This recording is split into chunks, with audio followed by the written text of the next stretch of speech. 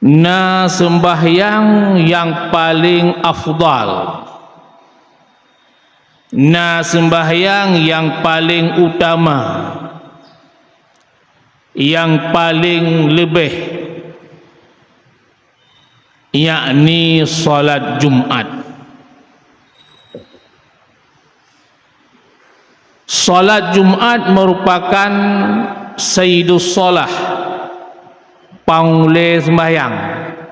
Dari sembahyang yang limang bahwate yang wajib oleh Allah, salat Jumatlah yang merupakan pangule sembahyang.